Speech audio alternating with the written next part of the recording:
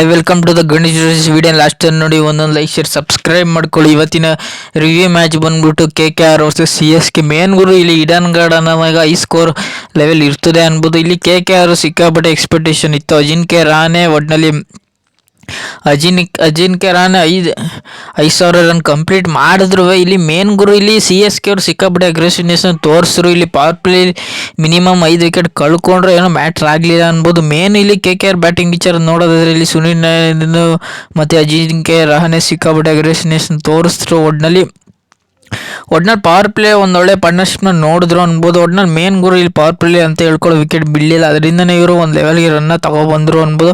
ಒಟ್ಟಿನಲ್ಲಿ ಪವರ್ ಪ್ಲೇಲಿ ಒಂದು 70 ರನ್ ಬಂತು. ಒಟ್ಟಿನಲ್ಲಿ ಪವರ್ ಪ್ಲೇ 70 ರನ್ ಬಂದರೆ ಏನೂ ಮ್ಯಾಟ್ರ್ ಆಗಲಿಲ್ಲ. ಮಿಡಲ್ ಆರ್ಡರ್ಗಳಲ್ಲಿ ಬೇಗನೆ ಔಟ್ ಆದರು, ಅದರಿಂದನೇ ಸಿಕ್ಕಾಪಟ್ಟೆ ಕಷ್ಟಪಟ್ಟರು ಅನ್ಬೋದು. ಒಟ್ಟಿನಲ್ಲಿ ಇಲ್ಲಿ ಆಂಡ್ರೆ ಡ್ರೆಸಲು ಮತ್ತು ಮತೀಶ ಪತಿರಾಣ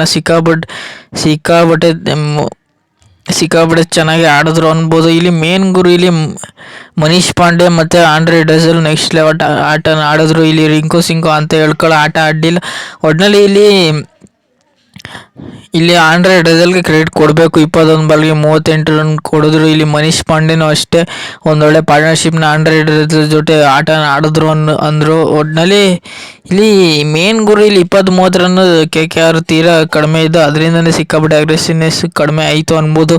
ಇಲ್ಲಿ CSK ಬೌಲಿಂಗು ಚೆನ್ನಾಗಿತ್ತು ಅನ್ಬೋದು. CSK ಬೌಲಿಂಗು ಇಲ್ಲಿ ಅಶ್ವಿನ್ ಇವ್ರು ಕರೆದ್ರು, ಏನು ಮ್ಯಾಟ್ರ್ ಆಗಲಿಲ್ಲ.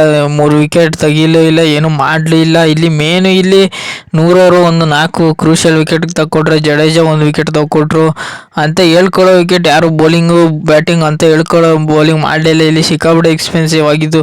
ಮತೀಶ ಪತಿರಾಣ ಸಿಕ್ಕಾಪಟ್ಟೆ ಎಕ್ಸ್ಪೆನ್ಸಿವ್ ಆದರು. ಒಟ್ಟಿನಲ್ಲಿ ಮೇನ್ ಗುರು ನಾನೇನೋ ಒಂದು ಇನ್ನೂರು ಹೊಡಿತಾರೆ ಅಂದ್ಕೊಂಡಿದ್ದೆ. ಅಟ್ಲೀಸ್ಟ್ ಆಂಡ್ರೆ ಡ್ರೆಸರ್ ಲಾಸ್ಟ್ ಅವ್ರಿಗೆ ಇದ್ದಿದ್ರೆ ಗೆಲ್ಲೋ ಮ್ಯಾಚ್ ಇರ್ತಿತ್ತು. ಒಟ್ಟಿನಲ್ಲಿ ಇವರು ಫೀಲ್ಡಿಂಗ್ ತಗೋಬೇಕಿತ್ತು, ಇವರು ಬ್ಯಾಟಿಂಗ್ ತಗೊಬಿಟ್ರು, ಅದಕ್ಕೆ ಸಿಕ್ಕಾಪಟ್ಟೆ ಎಕ್ಸ್ಪೆನ್ಸಿವ್ ಆದರು. ಒಟ್ಟಿನಲ್ಲಿ CSK ಗೆಲ್ತಾರೆ ಅಂತ ನಾನಂತೂ ಅಂದ್ಕೊಂಡಿರಲಿಲ್ಲ. ಒಟ್ಟಿನಲ್ಲಿ CSK ಗೆದ್ದರು ಅನ್ನೋದಕ್ಕಿಂತ ಒಂದು ಸೈಡ್ ಮ್ಯಾಚ್ ಮಾಡಿದ್ರು ಅನ್ನೋದಕ್ಕಿಂತ ಒಟ್ಟಿನಲ್ಲಿ ಮೇನ್ ಗುರು ನಾನೇನು 200 ಹೊಡಿತಾರೆ ಅಂದ್ಕೊಂಡೆ, 279 ನಾವು ಹೊಡೆದ್ರು. ಒಟ್ಟಿನಲ್ಲಿ 176 ಚೇಸ್ ಮಾಡೋಕ್ಕೆ ಬಂದ CSK. ಒಟ್ಟಿನಲ್ಲಿ ನೆಕ್ಸ್ಟ್ ಲೆವೆಲ್ ಆಟನ ತೋರಿಸ್ಲಿಲ್ಲ. ಒಟ್ಟಿನಲ್ಲಿ ಮೇನ್ ಗುರು ಇವರು ಪವರ್ ಪ್ಲೇಲೇ ಬೇಗನೆ 5 ವಿಕೆಟ್ ಕಳ್ಕೊಬಿಟ್ರು.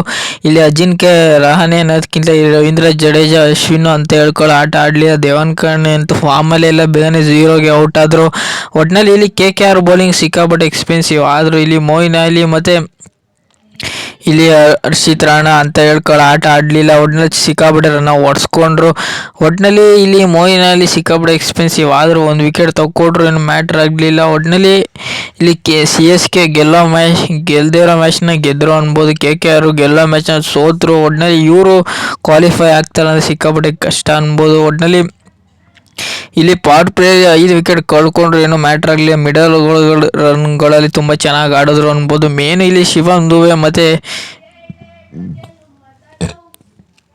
ತುಂಬ ಚೆನ್ನಾಗಿ ಆಡಿದ್ರು, ಅದರಿಂದನೇ ಮ್ಯಾಚ್ ನೆಕ್ಸ್ಟ್ ಲೆವೆಲ್ ಹೋಯಿತು ಅನ್ಬೋದು. ಒಟ್ಟಿನಲ್ಲಿ ಇಲ್ಲಿ ಶಿವಮ್ ದುಬೆ ಎಲ್ಲರ ಜೊತೆ ಒಂದೊಳ್ಳೆ ಪಾರ್ಟ್ನರ್ಶಿಪ್ನ ಹೋದ್ರು, ಅದರಿಂದನೇ ಮ್ಯಾಚ್ ನೆಕ್ಸ್ಟ್ ಲೆವೆಲ್ ಹೋಯಿತು. ಒಟ್ಟಿನಲ್ಲಿ CSK ಮ್ಯಾಚ್ ಗೆದ್ದರು, ಏನೂ ಮ್ಯಾಟ್ರ್ ಆಗಲ್ಲ. ಅವರು 100% ಎಲಿಮಿನೇಟ್ ಆಗ್ಬಿಟ್ಟವ್ರೆ. ಇಲ್ಲಿ KKR ಈ ಮ್ಯಾಚ್ ಏನಾದ್ರು ಗೆದ್ದಿದ್ರೆ ಒಂದು ಸ್ವಲ್ಪ ಪ್ಲೇ ಆಫ್ಗೆ ಹೋಗೋ ಚಾನ್ಸ್ ಸಿಕ್ಕಾಪಟ್ಟೆ ಇತ್ತು. ಈ ಮ್ಯಾಚ್ ಸೋತಿರೋದ್ರಿಂದ 99%. ಒಟ್ಟಿನಲ್ಲಿ KKR ಗೆಲ್ಲೋದು ಕಷ್ಟ. ಒಟ್ಟಿನಲ್ಲಿ ಇನ್ನು ಬರೋ ಮ್ಯಾಚ್ಗಳೆಲ್ಲ KKR ಗೆದ್ದರೆ ಒಂಚೂರು ಕ್ವಾಲಿಫೈ ಆಗೋ ಚಾನ್ಸ್ ಸಿಕ್ಕಾಪಟ್ಟೆ ಇದೆ. ಇಲ್ಲ ಎಲ್ಲ ಮ್ಯಾಚ್ ಸೋತ್ರೆ ಸಿಕ್ಕಾಪಟ್ಟೆ ಕಷ್ಟ. ಒಟ್ಟಿನಲ್ಲಿ ಮೇನ್ ಗುರು ಒಟ್ಟಿನಲ್ಲಿ ನನ್ನ ಪ್ರಕಾರ ಧೋನಿ ಶಿವಮ್ ದುಬೆ ಪಾರ್ಟ್ನರ್ಶಿಪ್ ಅದು ಸಿಕ್ಕಾಪಟ್ಟೆ ಕ್ರೂಷಿಯಲ್ ಆಗಿತ್ತು.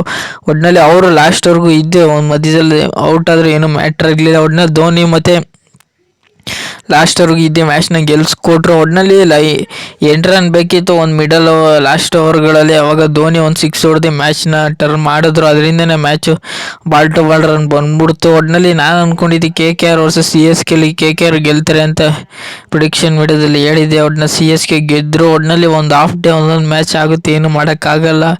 ಒಟ್ಟಿನಲ್ಲಿ ಮೇನ್ ಗುರು ಒಟ್ಟಿನಲ್ಲಿ ಧೋನಿ ಬ್ಯಾಟಿಂಗ್ ಆಗಲಿ ಶಿವಮ್ ದುಬೆ ಬ್ಯಾಟಿಂಗ್ ಆಗಲಿ ನೆಕ್ಸ್ಟ್ ಲೆವೆಲ್ ಇತ್ತು. ಒಟ್ಟಿನಲ್ಲಿ ಅದರಿಂದನೇ ಮ್ಯಾಚ್ ನೆಕ್ಸ್ಟ್ ಲೆವೆಲ್ ತಗೊಂಡು ಹೋದ್ರು. ಒಟ್ಟಿನಲ್ಲಿ ಇಲ್ಲಿ CSK ಮೊದಲೇ ಈ ಟೀಮ್ನ ಮಾಡಿದರೆ ಗೆಲ್ಲೋ ಚಾನ್ಸ್ ಇರ್ತಿತ್ತೇನೋ, ಇಲ್ಲ ಗೆಲ್ತಾನೋ ಇರ್ತಿರ್ಲಿಲ್ವೇನೋ. ಒಟ್ಟಿನಲ್ಲಿ CSK ಗೆದ್ದರು. ಈ ರಿವ್ಯೂ ನಿಮ್ಗೇನಾದ್ರು ಇಷ್ಟ ಇಲ್ಲ ಲೈಕ್ ಶೇರ್ ಸಬ್ಸ್ಕ್ರೈಬ್ ಮಾಡ್ಕೊಳ್ಳಿ. ಸುಮಾರು ಜನ ಸಬ್ಸ್ಕ್ರೈಬ್ ಮಾಡೋದು ನೋಡ್ತಿರೋ ಗುರು, ಬೇಗ ಸಬ್ಸ್ಕ್ರೈಬ್ ಮಾಡ್ಕೊಳ್ಳಿ.